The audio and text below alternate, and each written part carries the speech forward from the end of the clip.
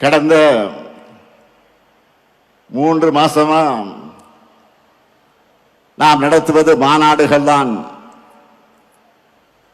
தம்பி உதயநிதி அவர்கள் மண்டல வாரியாக நடத்தின இளைஞரணி நிர்வாகிகள் சந்திப்பு மாநாடுகள், என்னுடைய அன்பு தங்கை கனிமொழி அவர்கள் நடத்தின மகளிர் அணியின் வெல்லும் தமிழ் பெண்கள் மாநாடுகள், சென்னை, மதுரை, கோவை, திருப்பத்தூர் என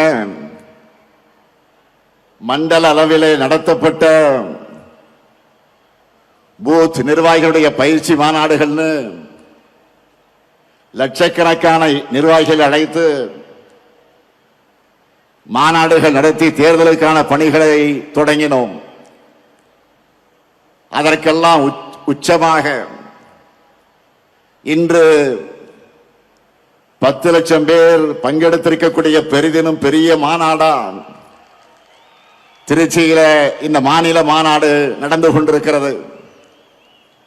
இங்க நான் வந்தப்போ மாநாட்டு என்ட்ரியில இருந்து மேடை வரைக்கும்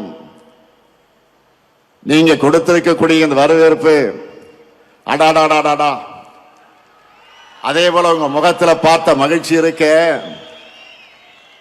என்னுடைய வயசை குறைச்சிருக்கு. ஆக அந்த தெம்போடு நின்று கொண்டிருக்கிறேன். போன வாரம் என்னுடைய பிறந்த நாளுக்கு போன்ல எனக்கு மற்ற மாநிலங்களிலிருந்து தலைவர்கள் எல்லாம் வாழ்த்து சொன்னப்போ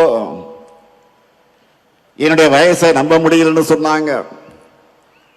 இந்த மாதிரி என்னை இளமையா வச்சிருக்க காரணமே நீங்க தான், உங்க அன்பு தான். ஆன்மீக அன்பர்கள் சொல்லுவாங்க, என்ன தவம் செய்தனை, அதுபோல உங்களை எல்லாம் உடன்பிறப்புகளாக பெற நான் என்ன தவம் செய்தேனோ,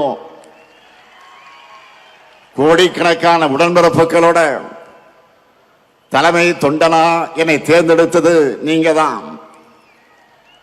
இந்த தாய் தமிழ்நாட்டினுடைய முதலமைச்சரா நான் பொறுப்பேற்க காரணமும் நீங்க தான். உங்களால் தான் நான் வளர்ந்தேன், உங்களால் தான் நான் உயர்ந்தேன், உங்களுக்காகத்தான் நான் வாழுகிறேன். இந்த பாச பிணைப்பு, உடன்பிறப்புகள் என்ற இந்த உயிர் துடிப்பு, இதெல்லாம் இன்றைக்கு நேற்றைக்கு ஏற்பட்ட பந்தமா?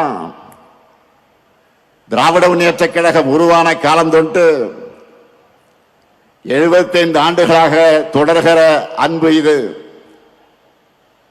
பேரறிஞர் அண்ணாவும் முத்தமிழறிஞர் கலைஞரும் அவர் வழிவந்திருக்கக்கூடிய நானும் இந்த பாச உணவைத்தான் உங்களிடத்தில் நான் பார்க்கிறேன். கழக வரலாற்றில் எத்தனையோ திருப்பு முனைகளுக்கு அடித்தளமிட்ட தீரர்கள் கோட்டமாம் திருச்சியில இந்த மாநாட்டை நாம் நடத்தி கொண்டிருக்கிறோம்.